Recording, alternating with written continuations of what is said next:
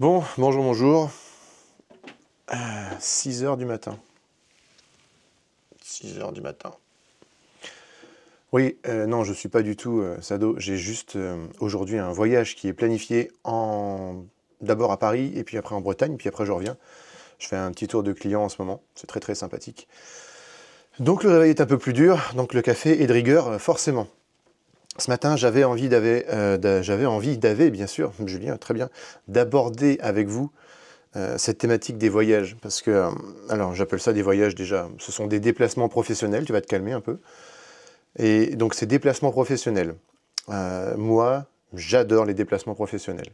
Parce que c'est une manière de sortir de mon quotidien, de sortir de cette bulle où tout va vite, où il faut s'occuper de tellement de choses, que lorsque je suis dans la voiture, c'est un peu comme le vendredi soir ou le week-end, je suis dans une autre bulle. Et dans celle-ci, je peux me poser sur mon code, par exemple, sur un projet passionnel ou sur une demande client, mais je peux vraiment me poser dessus et travailler tranquillement.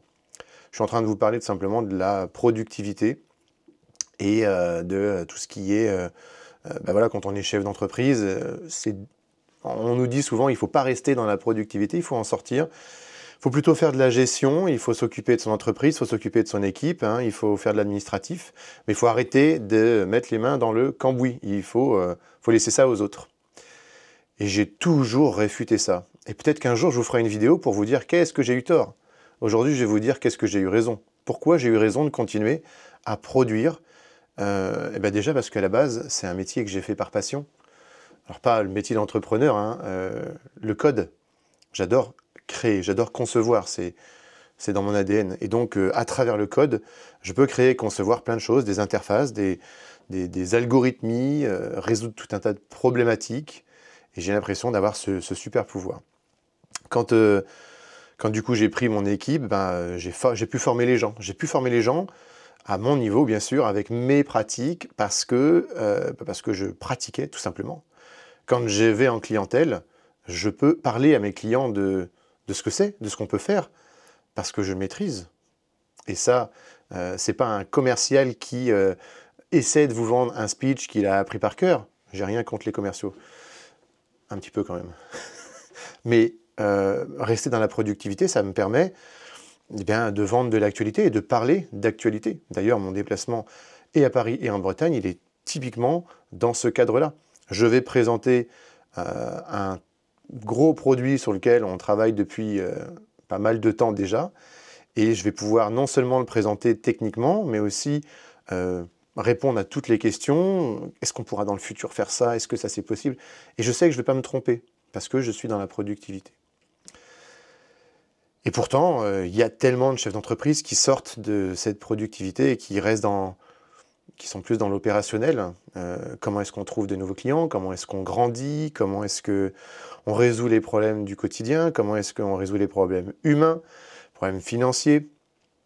Et moi, je ne sais pas, je me dis, si demain j'arrête de produire, et puis il se passe un truc, je perds une partie de mon équipe, je perds mon équipe, la technologie évolue, alors en plus dans l'informatique ça évolue très très vite, la technologie évolue et ce que ce que je vends en fait, ça commence à ne plus correspondre avec le marché.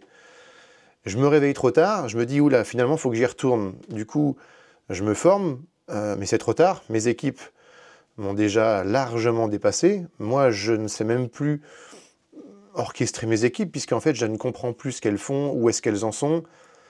Non, j'y vois vraiment beaucoup de problématiques. Alors, c'est vrai que je l'explique par rapport à une des thématiques de mon métier, le code, ça ne doit pas s'appliquer à toutes les entreprises. C'est vrai que dans le digital, je serais curieux de savoir, vous, comment est-ce que vous faites au quotidien si vous êtes gérant d'une ESN, d'une web agency, de quelque chose dans le code en tout cas, et que vous n'êtes pas dans l'opération, que vous n'êtes pas dans la productivité, mais dans l'opérationnel, comment est-ce que vous vous en sortez au quotidien pour vendre, argumenter? J'imagine que vous allez me dire, bah, je me repose sur des personnes qui savent le faire, tout simplement, puis si une personne s'en va, j'en trouve une autre. Oui, c'est la solution de facilité pour moi, c'est pas une critique, hein. Moi j'ai mon équipe, j'y tiens, je veux la garder le plus longtemps possible. Je travaille à ça, j'œuvre à ça avec toute la culture d'entreprise qu'on a. Et c'est important, ça fait partie du côté passionnel, on va dire, de ce que j'aime, de ce qui fait que j'aime venir au bureau. De ce qui fait que j'aime venir au bureau à 6 h du matin. Bon, vous savez quoi? C'était important pour moi de vous partager ça. Si vous aimez ce que vous faites, ben, je ne vais pas vous dire continuez, je vais vous dire écoutez-vous, en vrai. Vous êtes le seul, je pense, à savoir. C'est vrai qu'il y a plein de gens qui ont de l'expérience, il y a plein de gens qui vous diront mieux que vous comment vous devriez faire. Et c'est bien d'écouter les conseils, c'est bien d'écouter mes conseils aussi. Ce qui est mieux, c'est de faire ce que vous avez envie. Et de prendre en considération tout ce qu'on a pu vous dire pour prendre une décision qui est la vôtre. Là, vous êtes un ou une vraie chef d'entreprise. Classe, non? Allez, sur ce, je vous fais petit café et à plus.